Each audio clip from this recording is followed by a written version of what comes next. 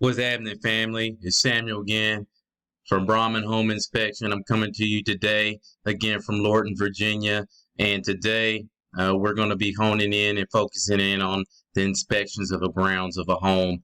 And again, this is a home somewhere in Northern Virginia, Leesburg.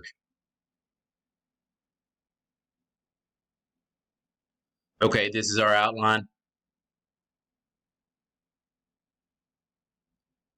Okay, so I just want to put a nail in the coffin real quick. One of the first things that I'm going to look for when I get out the truck and I'm observing the house and I'm making my rounds is I'm going to look at the grading of the home.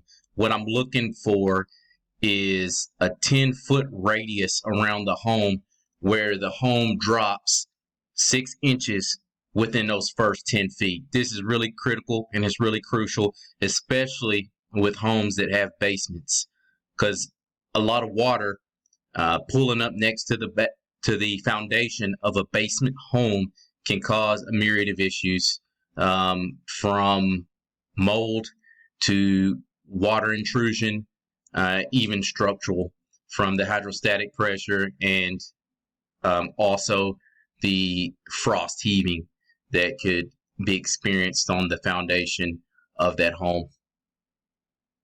Then I'm going to approach the driveway of the home as you see here in these images. What I'm looking for is typical things such as cracking. That's very typical that you see there.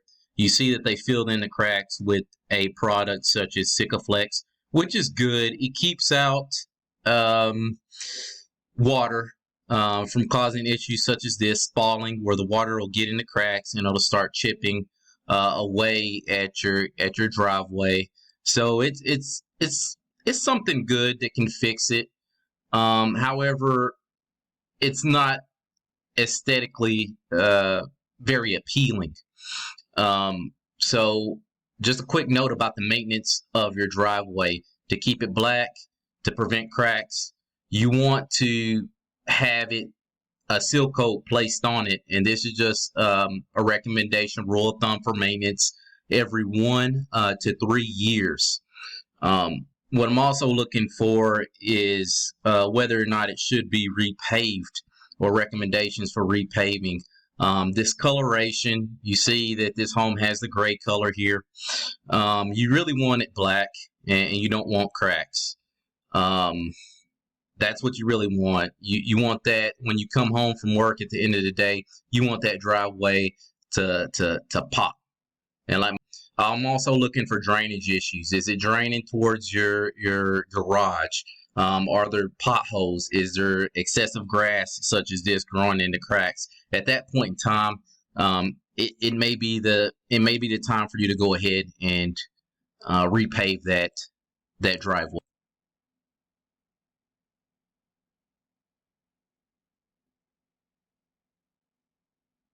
Here we see the service walk. This service walk was functional. Usually no typical crack. Usually I look for cracking, a myriad of other things. There's this seems fine. It seems serviceable. I said it was satisfactory overall. Here you see I'm approaching the front entrance. I'm approaching the stoop. When I flow around the house usually the same way, usually clockwise or counterclockwise. It depends on what your flow is going to be. And I'm looking from top to bottom, up and down, all the way around the exterior of the home and its different areas, so that I can see any apparent defects that may be on the house. Here I want to point out that I did see evidence of rodent activity. I did put it in a report. It's outside the scope of work. However, if I see any type of rodents, pests, anything that may look like wood destroying insect activity, I do put it in my report. I don't know if you can really see it, but here I was pointing out a weep hole.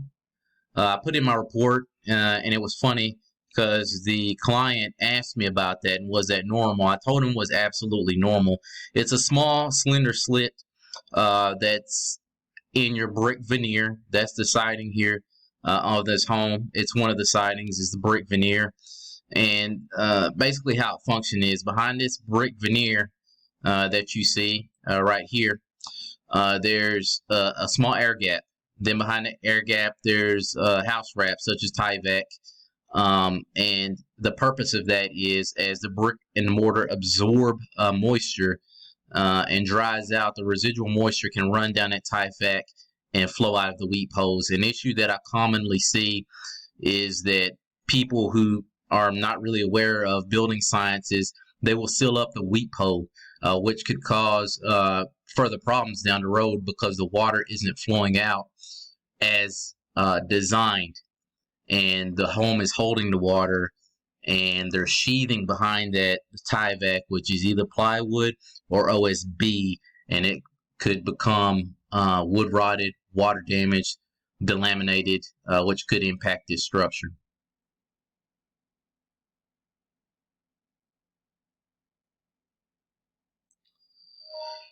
Okay, and these are the stoops on the back side of the home. And this is what I observed as I made my rounds around the home. As you can see here, there's no railing between the tread, the risers here. There's gaps. There's apparent issues with it, such as the stringer. It's starting to crack. So for those reasons, I recommended it just get replaced because it could be a safety concern. Also here you see the stairwell, and this is the stairwell that goes down to the basement. This is the sliding glass door and an entry to their basement. Like I had mentioned, this client did have a home, or this homeowner did have a basement at this home. I also checked out the railings. I usually give the railings a shake. I ensure that they're functional. I saw excessive rust here in this section of the hand railing. Eventually what that's going to do is it's going to rust out and that's going to become loose, which could become a hazard of falling there. So I recommended that they maybe Dremel away some of that rust, remove some of that rust, and paint it with a product such as Rust-Oleum that's going to protect that from oxidation, protect it against the elements.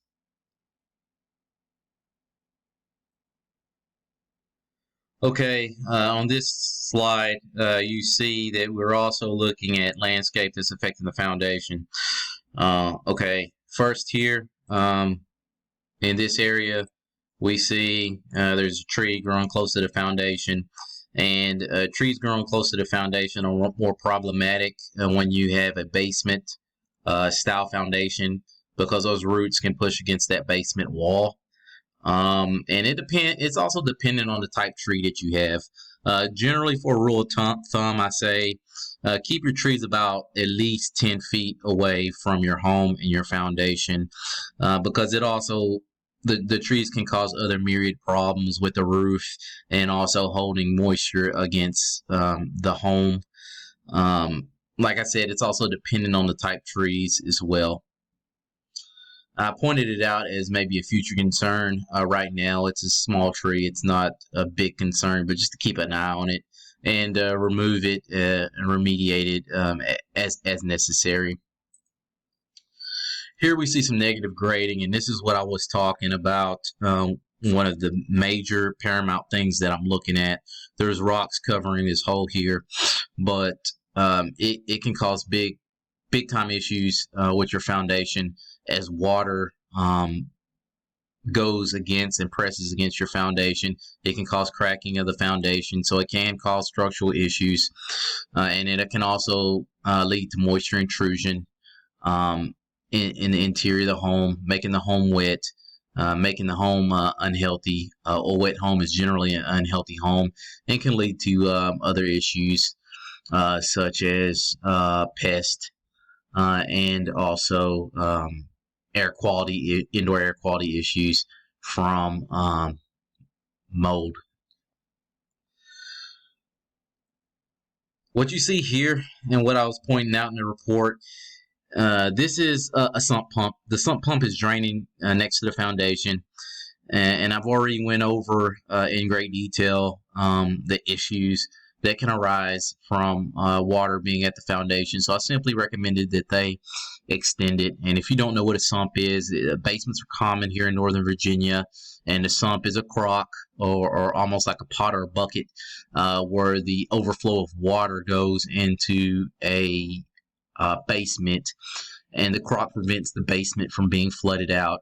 And then you have the sump pump in there that is operated by usually a pump, or so once it fills up, it begins to extract and pump out the water to keep the basement dry. Okay, here we go.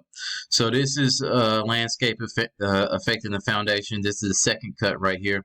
And as you can see, I pointed out one of the issues that I mentioned in a previous slide of vegetation being close to the foundation. Vegetation being close to the foundation.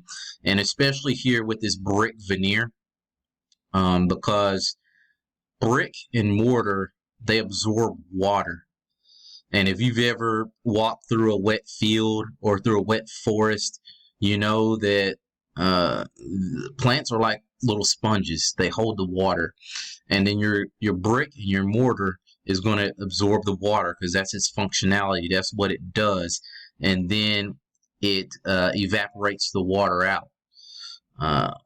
You want it to be about a foot away from your home to allow that air to circulate, to allow that brick to breathe, and to allow it to naturally dry out and do what it was designed to do. Again, water is the number one enemy of the home. Another phenomenon that can happen is called spalling.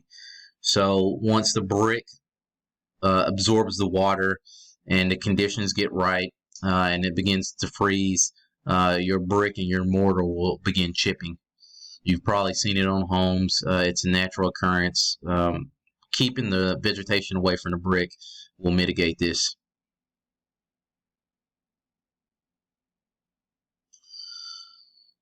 Also, when I'm going around, I'm looking at the hose bibs, making sure they're functional. They're generally not loose. They're not pulling away from the house. I've seen that before. I've pulled a hose bib almost a foot out of a home before, and I've seen them rotate. I've seen them flip. You want to ensure this type of hose bib that you're looking at right here. It's not one of the hose bibs that are self-winterizing when you cut it off. So I recommended that he simply winterize it, let it drain out, and also there's no anti-siphon. What I mean by anti-siphon is there's no device on this hose bib to keep water from cross-contaminating the clean water supply or going back into the water supply from the outside. It's a slim possibility that could happen. It could happen. So basically, want to remove those hoses, let it drain out, winterize the home to prevent damage to your property. It's a simple thing to do, but it's something you don't want to forget. And finally, we're Brahman Home Inspections. If you have any issues, concerns, if you want more content, you want more information, you can call us or you can simply visit our webpage. We have a boatload of content on our webpage of the services that we provide to help homeowners and those going through real estate transactions. Our site will talk about everything from radon to mold to sewer scopes. Yes, you do own a portion of sewer before it gets out to the city. We can advise and assist on all these things. So definitely call us up. Let us know your thoughts, and we can see how we help you. We can help serve our community. We're local here in Northern Virginia.